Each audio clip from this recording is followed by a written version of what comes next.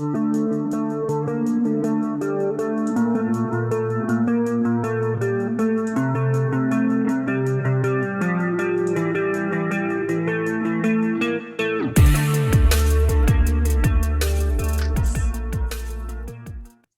right. Hello and welcome to the first episode of Thoughts from the Funko Wall. I'm your host, Lee King, better known as Science by Miss King on YouTube. And today I have the pleasure of talking with Reem Ali about something we both love, fandom. So how are you doing today, Reem? Really good. I was actually just looking at a bunch of fandom stuff before I came here, so. That's awesome. What were you looking at? I was looking at a bunch of Haikyuu stuff, which is an anime that I'm currently really into. Awesome. Well, speaking of things that we're kind of currently into, I've been rereading the Shadowhunter series by Cassandra Clare. And I mean, I really love the series, but there's like all this drama that is attached to her, right? Do you know about that? Yes. Okay, so you have these books, and they're great books about demon hunters in urban areas, in New York and London and whatever. But some of them are kind of, I don't know how to say it, bland. I agree. They're a little bland. I mean, the movie was kind of trash. Did you see the movie? I didn't even watch the movie. Though the City of Bones was trash. It was so bad. So bad. But back in the day, there was this whole issue with Cassandra Clare. She used to be in the Harry Potter fandom. Right? She was a big name in the Harry Potter fandom. So there's this whole lot of drama attached to her and all of her work and stuff. So let's talk about that to start with. Okay, so I'm not gonna lie, I was never really into Cassandra Clare because when she was like big, which is like early like 2010s ish, I associated her with like the fanatical teenage girls, and I was like, I'm not like other girls. So my fandoms were very separate from her fandom. So why did you attach her to that kind of crazy teenage girl thought process? Because the girls I knew that were the crazy teenage girls were the ones that read all of her books. And I was like, I'm too cool for that. I'm going to read something else. So you entirely judged the fandom by the fans, right? Yes. It's like the whole Rick and Morty thing, right? Yeah, exactly. Well, I remember reading her books like 2006, 2007. I got the first one and kind of read it back when I was writing demon hunting novels, which I don't write anymore. And there was something like that kind of felt familiar in the books. And like the characters, Clary and Jace and all that bunch, Magnus. Something about about Jace felt really familiar, and it reminded me of Draco. So I went digging, and do you know about the whole Draco thing? Yes. Okay, so let's talk about that. Okay, I'm gonna own up. I am a Harry Potter fandom writer. I'm a fanfic writer. I do it. I was in the Harry Potter fandom for a long time, but luckily I missed this whole debacle. So this is just a history of the Cassie Clare fandom, right? Yes. So just let's talk about that one. So what happened? Okay. So you have Draco Malfoy, which is like everybody's dream for, just everybody's like, wow, I love this guy. For some reason. He had so many fans, and everybody was like, they were like, let's romanticize this child or this man to everything we want him to be. So Cassie Clare was apparently one of like the big head people who did this. And she wrote like her 3-book trilogy, Draco, like the Draco Dormian series, is about it. And it was very well received. Everybody loved it. Everybody's like, yes, this is so good. And then when she came out with her own book, everybody was like, Jace, the main character, feels very much like her Draco in Draco Dormians. So everybody was excited about that. But then they started catching on that a lot of like the witty one-liners or like the jokes and the dialogue in her books were not hers. They were other people's that she would adapt into her books. And a lot of people had issue with that because they were like, if you didn't really write this character, technically Jace is not your character, but amalgamation of all of the plagiarism you're doing. Yeah. And the thing that really gave away the Jace was there's a part in there where he talks about, his dad gave him this bird, and then, he raised the bird and then he had to kill it, and that is lifted straight from one of the Draco Dormans series. I mean, it's right from it. So I guess in her head, she was thinking that if, she wrote the Draco Dormians, then it's okay because it's her book. But then she didn't connect that, even though it's her book that she wrote, she didn't write everything in it. Yeah, that's a big question in fandom now. Like, if we write these things about these existing characters, I mean, is the work ours or is it not? Because we didn't create everybody. Okay, that's a really good question, because it's like, at some point, even though the character is not yours, if you are adding things to this character and making them more of your own character, I still think the work is yours. You just cannot claim that character as yours. Yeah, I just saw this the other day. There's this whole thing about book binding fanfic, right? People are ordering custom made book binding of their fanfics, which I would love to get a couple of mine. Like, I got my one that's like a couple 100,000 words. I'd love to have that one bound. But they're saying like that's like copyright infringement because people are paying to have their favorite fanfic bound to put on their shelf. I mean, at that point, it's like, if you don't see, that's where it gets weird, because it's like, it's not my character, but then the story is mine. Exactly. The story's not already written. Like, and there's no law about this now, so like, we have no idea whether it's okay to do or not to do, or what can we pay somebody to do it. It's a mess. But then wouldn't that also get into like fan art and stuff? Yeah, I mean, there's so much that would be a part of that, like printing fanfic. Yeah, like, you can't just keep it strictly to writing when fan art and stuff like that exists and you can pay for it. Yeah, I mean, people go to cons and pay for fan art. Like, yeah. I have a whole like shelf full of fan art that I haven't hung up on my wall yet because I don't have any place for it. Okay, so we digress. Let's go back to this whole Cassie Clare thing, right? So, the book comes out, people are reading Jace, and people who have read her stuff are like, holy crap, this really isn't anything new. We've read this before. And by the way, we have Cassie Clare to thank for the trope of Draco in leather pants. I don't know if you knew that, but she's the one who started that trope. Thank you so much. Not really. So they have this book, they see this, and then, like you said, people kind of start digging back into the stuff that she wrote. And we come to find out that a lot of the stuff that she wrote, she didn't write. It's just, okay, I read that the reason she did it at first was like having like little bits and bobs for her readers to be like, oh, this is from this, like sort of like egg hunts. But it's like, if you're gonna publish something with those little egg hunts, you have to be aware of that. Yeah, and I mean, it's one thing to do like references to pop culture, which she did a lot of those. She did a lot of Buffy one-liners and things like that. But there were a couple cases where I remember she like lifted entire paragraphs out of books that were out of print. Yeah, it was literally, didn't somebody sue her for that?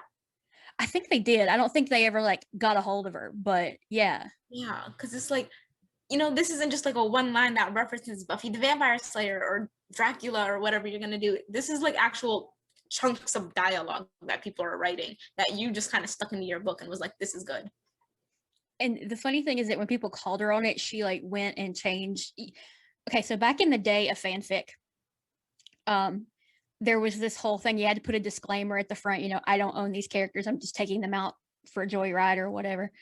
And we have Anne Rice to thank for that, because Anne Rice sued the pants off anybody and everybody who tried to do fanfic or fan art of her vampire series. So Cassie went back and she edited some of her pages to say, I pulled this from somewhere, but I can't remember the name of the author or the book. Like, did you memorize this whole thing? How are you just, that's not even giving credit. That's like saying, yeah, so my information comes from this source, but I don't really know who the source is. That's not credit. Yeah, and it's so close. Like, she's like, the only other explanation is that she memorized the whole thing. Like, that's just it.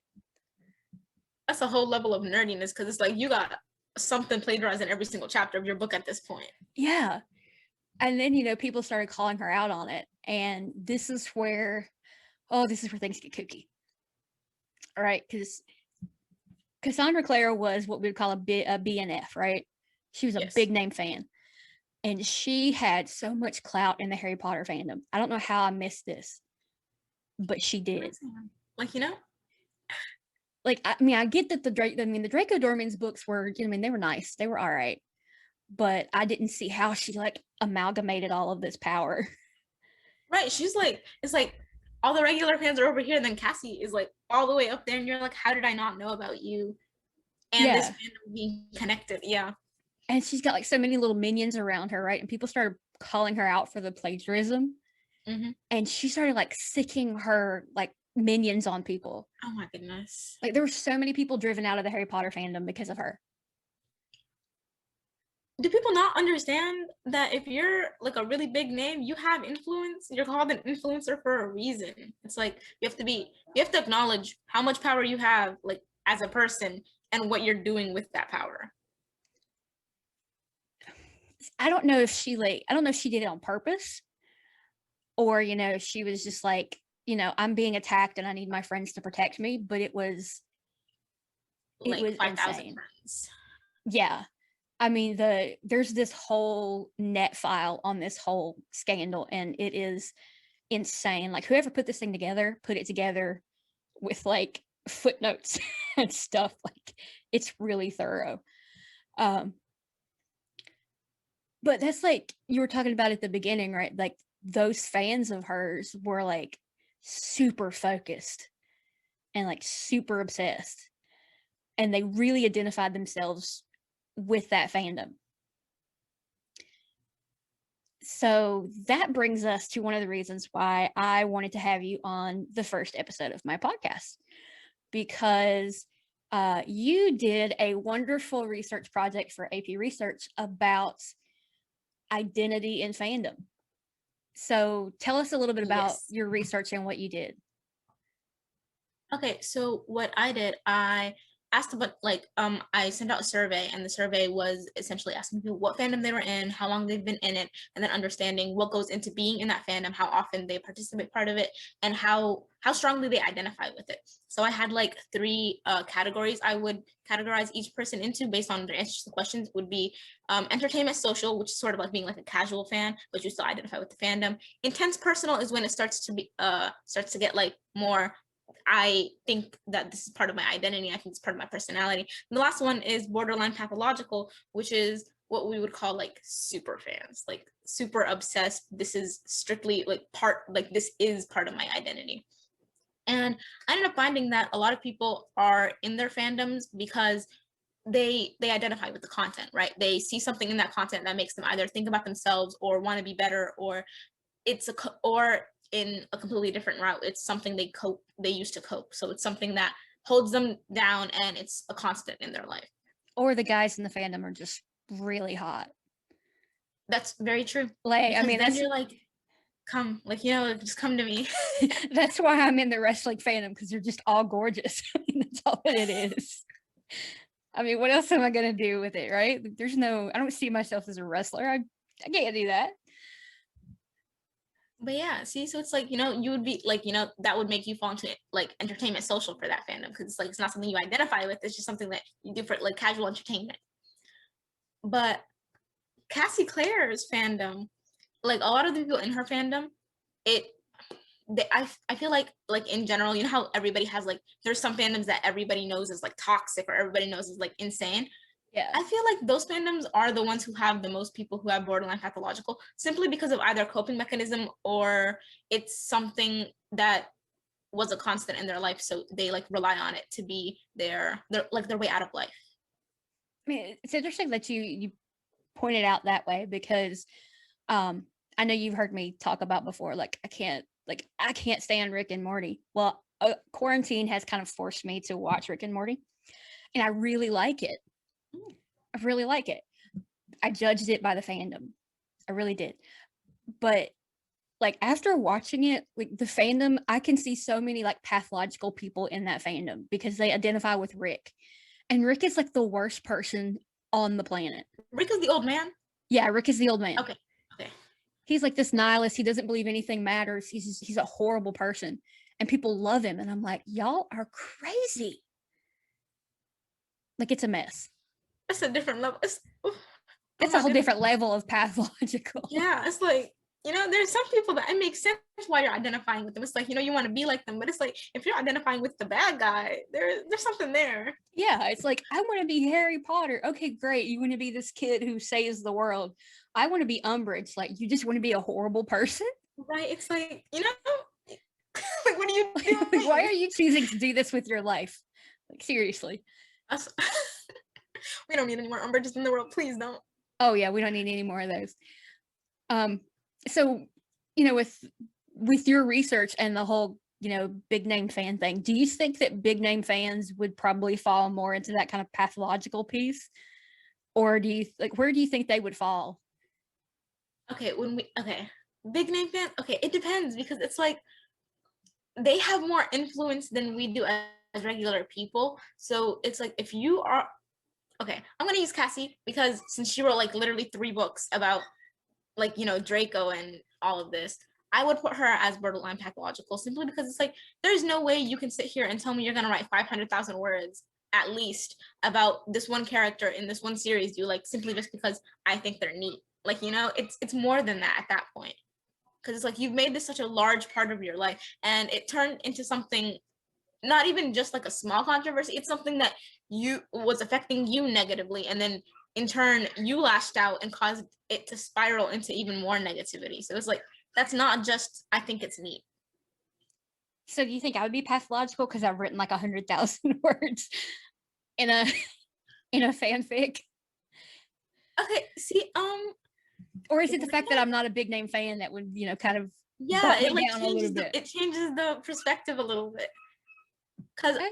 I'm pretty sure you scaled as intense personal, but it was like your borderline pathological score was like not, it wasn't like astronomically high, but it was like your second highest. Oh, really? Yeah. Yeah, that's right. Just full disclosure, I was part of her research study. I think I was one of the oldest members of your study, wasn't I? You were. Yeah. I was the oldest person in your Yes. study. Fantastic. What was like the average age that you had? Average age was like sophomore. Sophomores, like 16? Yeah, sophomores and juniors, high schoolers. Yeah. Awesome. Any like girls, boys, like did you collect that? Do you know? No, I left the gender thing out because I noticed some people wanted to be a part of it, and then they started asking me, "Is there any identifying that?" I was like, "No, you're fine." So I didn't want any gender to be yeah. Interesting.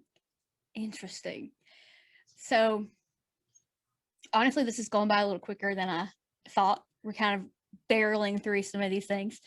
So let me ask you, like, what was it that really got you into wanting to research fandom? Like, why was that something you wanted to spend a year doing? Okay, so me personally, I'm in a lot of fandoms, and I have hyperfixations, and you know how some hyperfixations you hyperfixate on it for like a little bit and then it goes away. I have those, but I have like a bunch of them that don't go away and like they'll come back like twice as much. So Harry Potter is one of them. Anime, like not necessarily all anime, but like Naruto, Bleach, stuff like that is also a really big one.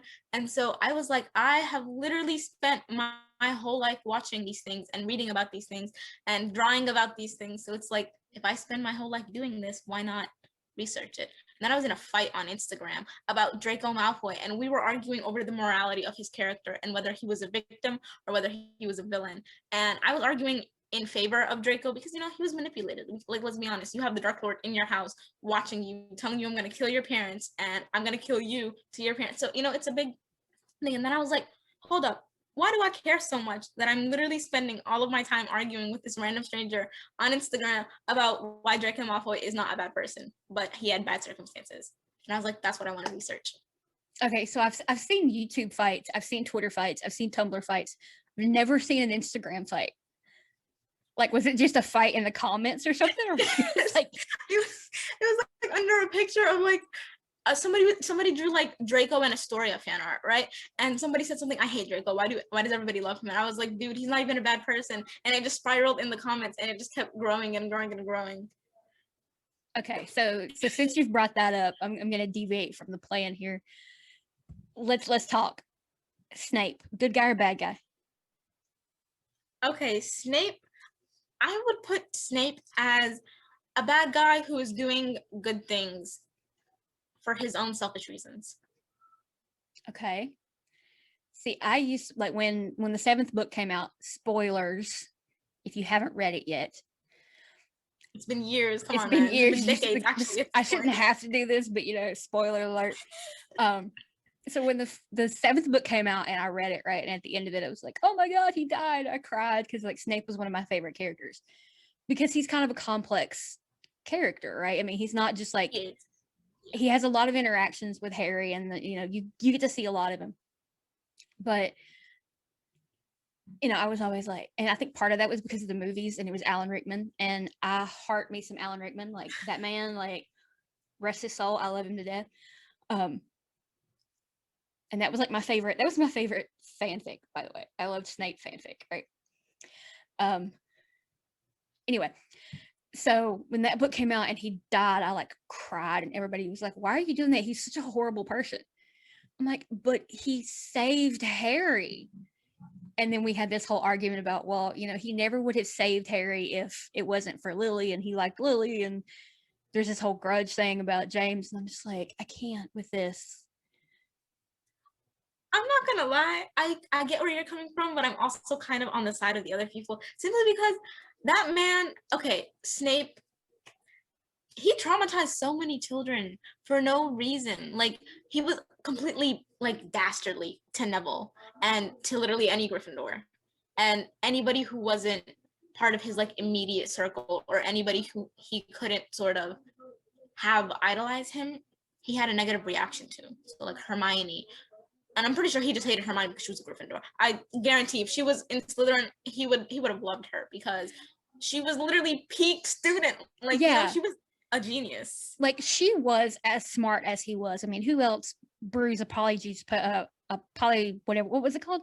Polyjuice potion. Polyjuice, yeah. When they're in like 11 second year. Yeah, they're 11 to 12 years old. Like, really, who else does that? I bet you Snape did it when he was in school. Most definitely. Like, let's not forget who the Half-Blood Prince is. Exactly, right? And so one of the things that people have always tried to argue with me about, and I kind of see it, they're like, Snape never would have turned if Neville had been the one that the Dark Lord was going after. Like, if he'd been going after Neville, Snape would still be he would probably be the most loyal Death Eater. Yeah. So I'm like, I see that. And the whole Lily thing, I mean, there's some creep factor in there. I love him as a character. There is. Yeah. It was like, you know what a simp is, right? I don't. Please explain this to me. I know what a stan is, but what is a simp? So a simp, I don't know what it stands for, but it's basically a man who, or not necessarily, it's mostly used for men, but like a man who chases a woman who he's never going to be able to get. So you're just doing everything and everything and everything, and the girl is like trying to get away from you. It's like, this woman is married and you're still chasing after her. Yeah. So it's a stalker. Low-key. A little bit, yeah. Okay. Okay then. Never thought about Snape in that particular way, but it kind of works, I guess. Yeah, he's a simp. And she's dead and he's still simping for her. So it's like, he's on the other side of the veil and just like, she still won't talk to him. Like, please. Like, the Marauders save Peter are still, giving him, a hard time in whatever the wizarding afterlife is. Yeah, they're just beating him up. Still beating him up. Still beating him up, right? Imagine if you could look into the veil and see what the spirits are doing inside, and all you can see is Sirius like backhanding Peter. I can't. Snivellus, come here. We have a problem. So sorry, this is just interesting for me now. I'm kind of digging into it. So those people that are really drawn to those kind of characters, like, how do you think they use the fandom as like an escape, as a getaway, or do you think it's because they see these negative parts of themselves portrayed and they can like feel better about themselves, or they're like, it's like a power trip? Like, what do you think? I think it's the second one, because one thing I saw was that a lot of people who did like have intense personal and borderline pathological scores, a lot of them, the ones who had like people in their fandoms, the reason they like their fandoms is because they either saw like um their person as like not necessarily a good person, but they saw them grow and they were like, if they can grow, then I can grow too. So I feel like if you identify with Snape in some way and seeing him eventually sacrifice his life for like the right side, then you would be like, if he can do it and I see these negative traits of myself in him, then I can do it too. Oh, see, that, I mean, that's a good point. But what about those characters that never get that redemption arc? Like those characters that are just completely horrible.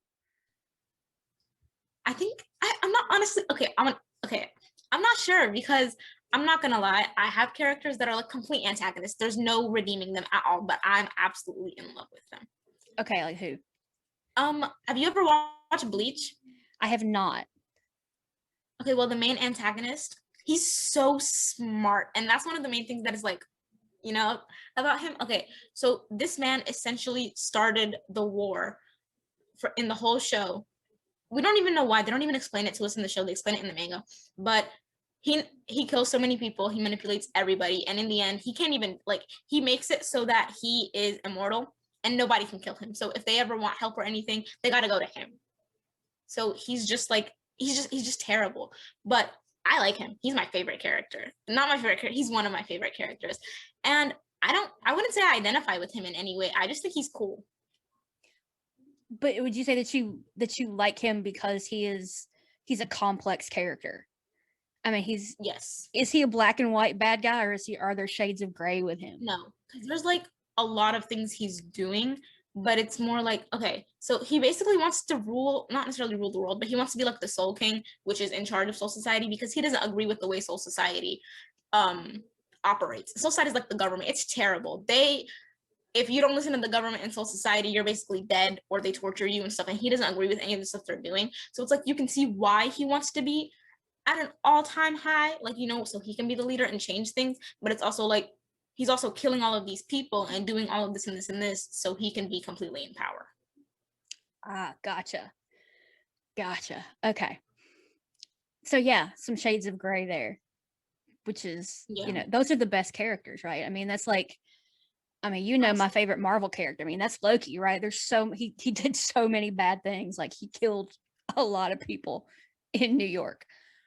But, in the end he died for his brother. Like, spoilers if you haven't seen Avengers yet. So, I like those characters that aren't like cut and dry good people. Right? Like, Yeah, have you because watched nobody is cut and dry. Yeah, I mean, that's the best way to show, what life really is like, is with these kind of characters that have good things and bad things and make good choices and make bad choices and have to live with their consequences, right? It's like, have you seen WandaVision? No. I've been told about it and I've been told to watch it, but I just have not. Okay, so no spoilers. Wanda in this show is one of those kind of like gray characters, and it's amazing. She's the main character, right? She's like the main protagonist. Yeah. I like that. I Because, mean, we usually see an antagonist. It's like, why aren't our protagonists multidimensional? exactly. Like, yeah, we're all used to Captain America, gung ho, yay, all that stuff. Like, yeah. Have you ever watched Death Note? I've not watched Death Note. Like, sometimes I wake Light. up in the middle of the night on Saturdays and it's on Toonami, but I've never actually sat down and watched it. Please do, because Light is one of those. He's the main. Like, he's not technically considered the protagonist, but he is. But he's like that character. I'm not gonna spoil anything. Do you know the main like plot?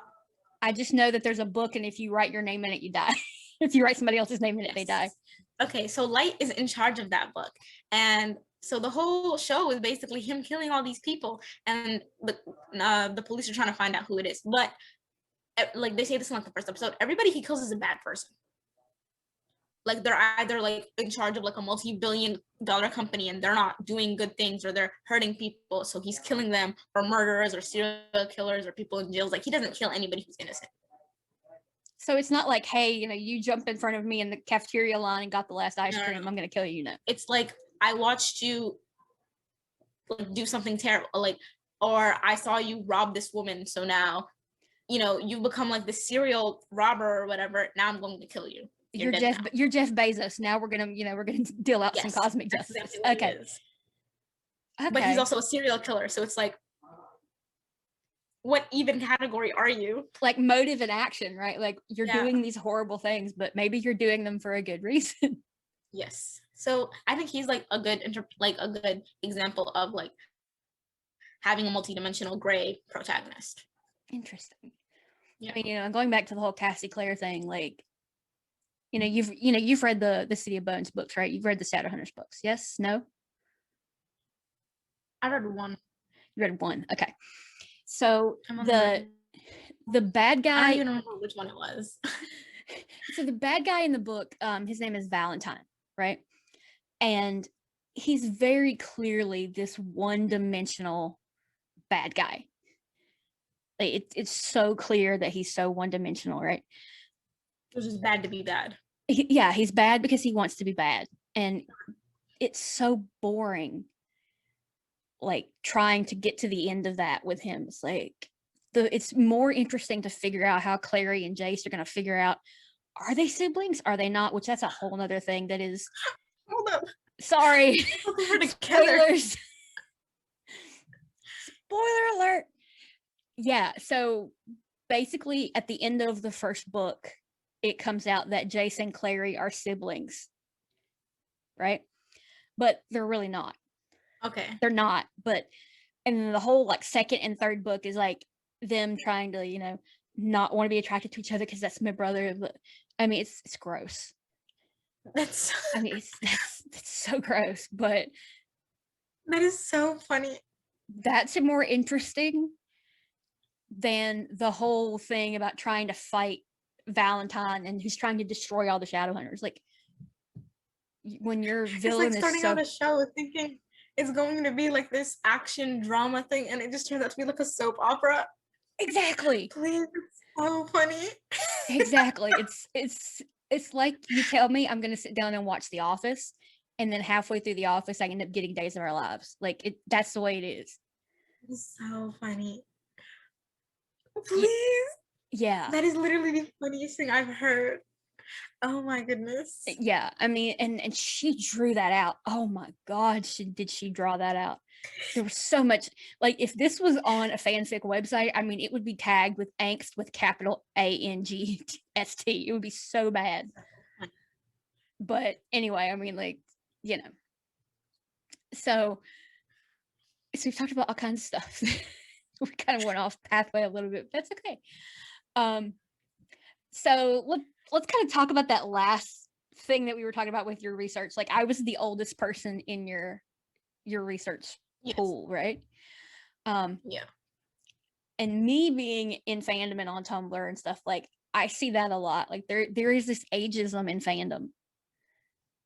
Most definitely. So, like, have you experienced that? Well, maybe not experienced that because you're like the ripe age for fandom, right?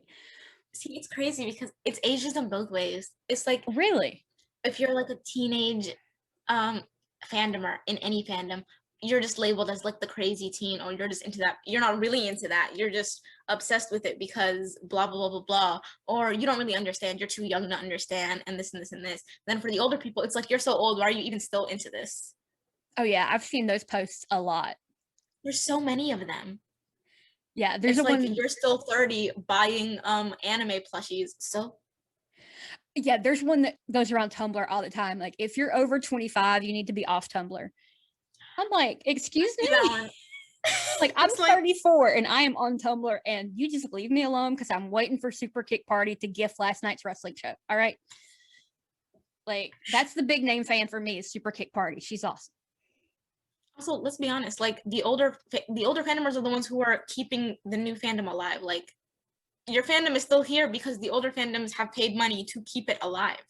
Yeah. Like, if we hadn't, and when I say we, I mean, like, the fandom as a collective, if we hadn't, like, gotten behind the Organization for Transformative Works and Archive of Our Own, like, we wouldn't have fanfic anymore. Like, Anne Rice would have shut that down. I think it's crazy that she wants to limit people so badly. Like, Oh, it's not just I limit. feel I mean, like she wanted to shut people out entirely. Like she was suing people. fan art and like fan fiction is so endearing to me. It's like these group of people appreciated your work so much that they want to create more of it, that they want to see themselves in it. And for you to shut that down is sort of like ungrateful, in my opinion. Like, you know? Yeah, like I know I've said it on Tumblr a lot. Like, if anybody likes my stuff, please, God, do fan art. I want fan art of this stuff. Like, I will commission fan art for this. Please do it. And then some people are, some authors are just like, I don't want that to happen. And I don't, and like Christopher Tolkien was like that, like, that whole thing. And then, of course, Anne Rice. And for a little while, J.K. Rowling, just, a little bit of a time. But it's so interesting to me that people try to limit fandom. Like, they have to limit who's there. There's so much gatekeeping. Like, there is. It's like if you haven't been into this certain thing since like 2002, you are not part of the fandom. Or if you're older than this, you're not part of the fandom. Or if you don't do this a certain way, you're not part of the fandom. It's just everybody wants to be in charge, and I don't understand why would you limit such a nice, like, I'm not going to say nice is used very loosely here, but like such a nice community where you guys can all share your interests. Why do you have to sit here and tell somebody they're not really a part of this community because this and this and this? I mean, do you think that comes down to like a lot of these BNFs? Like, are they the ones who are doing the gatekeeping, or is it just like, random fandomers who are doing it? It's a little bit of both. It's like the big name fandomers, right? So they obviously have their place in it, but it's like people who have been with that big name fandom also, they feel like they have more of an entitlement to the fandom because they've been here since like the beginning, or for so long that they feel they have a right to sort of protect their space. It's like a very altruistic relationship they have with the fandom. See, I've never thought of it that way, of like protecting your space in the fandom. But like, the fandom just gets bigger and better. Like, it's not a sum all game, right? Yeah, it's not a competition. It's not, unless you enter one of those, fanfic contests, then it becomes, then it's a competition. Then you have to write the best one, right? Yeah, I've done a couple of those, just so you know. They've Which been Marvel. None. Man. I've won none, but that's okay. The people who won were way better than me, and I will own that. But like, with the gatekeeping piece, like, I mean, I'm going to go out on a limb and say the majority of people in fandom that you and I are kind of talking about are probably female. The anime fandom probably has a lot, a good chunk of male members, But most of the time when people think about fandom, they think about girls. They think about those fanatics and stuff, right? Yeah. So we get gatekeeped in our own communities that we have built for ourselves, on Tumblr, or way back in the day on LiveJournal, which was a whole different story, which was a great experience, Angel Fire and all of that mess. But like, guys don't get this with sports, and it's basically the same thing. It literally is the same thing. There were some people where I was like, hey, do you want to do my sermon? They'd be like, no, I'm not really into anything. I was like, I know you watch sports religiously. They're like, does that count? I'm like, yes, that counts. Why wouldn't it count? Like, y'all follow these male players, like, y'all follow these athletes, y'all follow their like personal lives, y'all follow everything about them, and you're gonna sit and tell me that's not a fandom? It is. Like, you wear like, you have merch, you buy gear, you wear buy his that shirts with his name on it. Like, exactly, like, you want to be him. It's exactly the same thing. I mean, it's like me wearing a Black Panther t-shirt right now, like, I don't want to be Black Panther because, I can't be. But, if some dude was walking around, with the Tom Brady t-shirt on, like, nobody thinks it's weird. But if I walk down the street with my, Marvel t-shirts on, they're like, oh, she's a nerd, this and this. Exactly. And this. Like, you're a fake what's the nerd difference? girl. Like, you're a fake nerd girl. Right? And people, I'm like, I play video games. I was like, oh, what do you play? Mario Kart? No, I don't. Animal Crossing now. Yeah, are you an Animal Crossing girl? No, I'm not. I play Assassin's Creed. Like, I play Fortnite. Come on. You don't really play Assassin's Creed. You don't even understand this. Like, you don't even know the lore behind this. Like, dude. Exactly. It's like, you have to know every single thing about something before you're allowed. You didn't catch this one, what are they called? This one Easter egg where his shoes were red and then the blood was red. You didn't get that? You're not a real fan. Yeah. Like,